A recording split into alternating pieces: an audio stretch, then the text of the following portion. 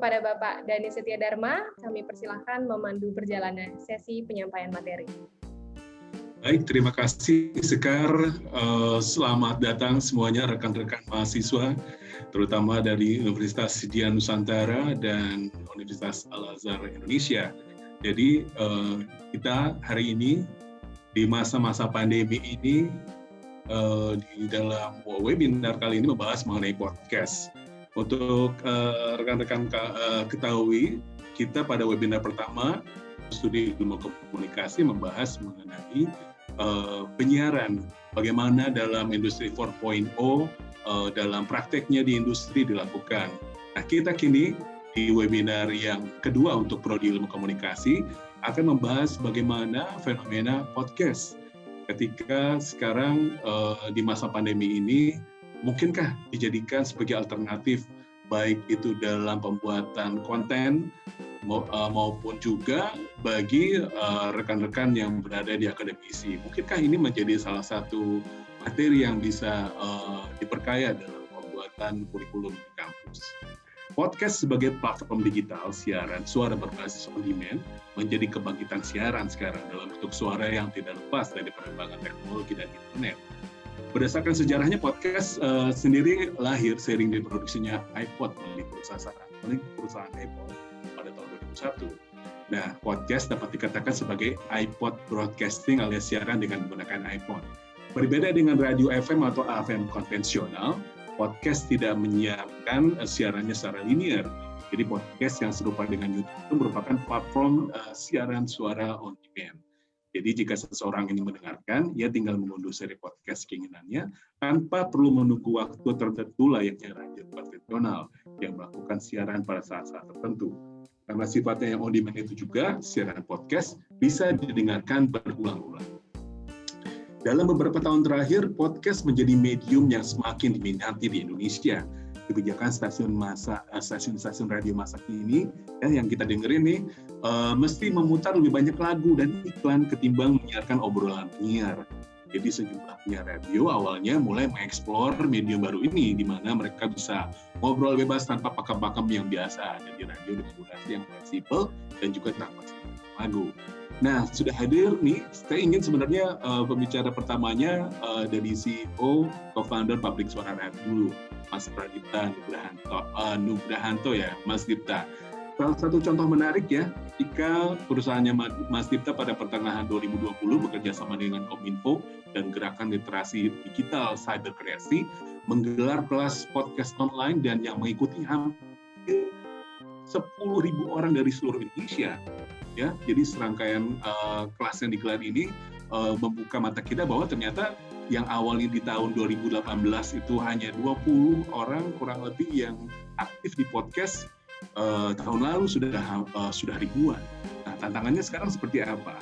Apakah dengan semakin banyaknya channel podcast bermunculan di Indonesia akan meningkatkan kualitas podcast tersebut? Terus gimana terkait di tahun 2021? Mas Dipta? Oke, terima kasih Mas Dhani introduction-nya tadi. Cukup menarik dan iya, luar biasa. Kalau cukup menarik itu maksudnya perkembangan podcast di Indonesia. Bukan cukup menarik, sangat menarik bahkan. Ini saya sambil share screen materi kali Mas Dhani ya. Boleh, silakan Mas Dipta. Oke.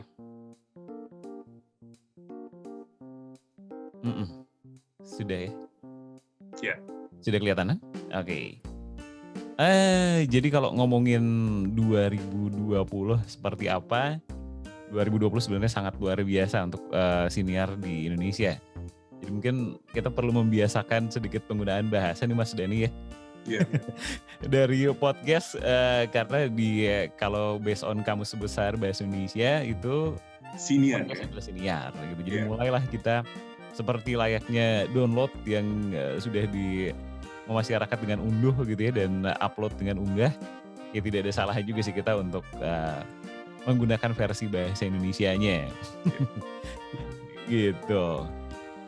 Nah, seperti apa perkembangan podcast di 2020? Mungkin nanti saya bakal sedikit sharing dan ditambah juga nanti dari Mas Emil, Mr. Popo, dan Pak Yuri juga. Tapi kita mulai dari ini aja dulu kali Mas Dani ya.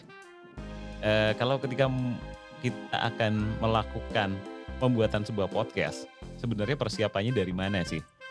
Kalau saya bilang, marilah kita mulai dari mendengar. Kenapa mendengar gitu?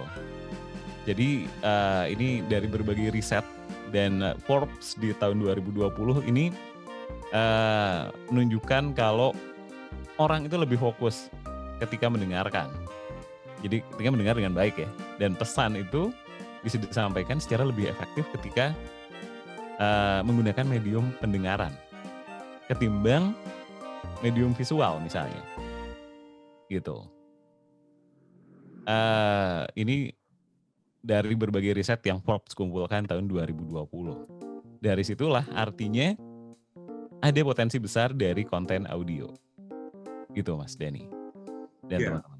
Betul. Jadi saya sendiri sebagai pendengar, sebagai konsumen media ya, begitu banyak sekali tontonan, film dan sosial media yang menampilkan berbagai banyak acara atau konten-konten yang sudah sangat segmented. Tapi kita kayaknya kehilangan sesuatu nih. Melalui podcast, melalui siniar ini sebenarnya yang terbangkitkan di kita sebagai konsumen itu kayak theater of mind kita nih. Sekarang dengerin radio, lagu-lagu aja muter ya, top 40 kurang lebih. Penyiarnya pada kemana?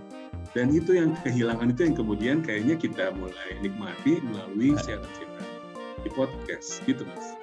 Oke, jadi kalau ngomongin soal tren radio sekarang gitu ya, karena saya juga sempat walaupun tidak selama itu di industri broadcasting, ada pergeseran tren dari radio sendiri gitu. Dari tadinya kita datang mendengarkan radio itu untuk mendengarkan penyiarnya gitu, karena penyiarnya pull factornya alias faktor penariknya itu ya dari penyiarnya. Cuman belakangan ada pergeseran nih dari bisnis minta kalau lagunya yang lebih digencarkan ketimbang omongannya. Nah omongan ini kemana dong? Obrolan ini bergesernya kemana gitu kan? Nah itulah yang membuat adanya kemunculan new media podcast ini. Walaupun podcast juga bukan sebuah media yang benar-benar baru, karena dari tahun sebelum tahun 2010 pun sudah ada. Even di Indonesia 2005 pun sudah ada orang yang membuat podcast gitu. Nah cuman sekarang makin masif dan lebih bisa dimaksimalkan untuk sebagai distribusi informasi alternatif gitu Mas Dani. Ya, jadi dari research terakhir Pabrik Suara Rakyat itu apa yang kemudian akan menjadi tren di 2021 ini Mas? Oke, kalau tren 2021 ada beberapa hal sih Mas Dani. Yeah. Yang pertama mungkin secara format akan ada, bukan akan lagi sih, tapi harus ada format-format baru yang jadi pembaruan dan penyegaran dari format yang selama ini sudah ada. Mungkin di 2 tahun terakhir gitu ya, banyak konten yang berangkat dari obrolan misalnya gitu. Semua orang bikin obrolan gitu kan. Terus ada lagi mungkin sisanya monolog, audio drama gitu dalam persentase yang masih belum terlalu banyak. Ada juga yang menarasikan sesuatu atau storytelling gitu ya.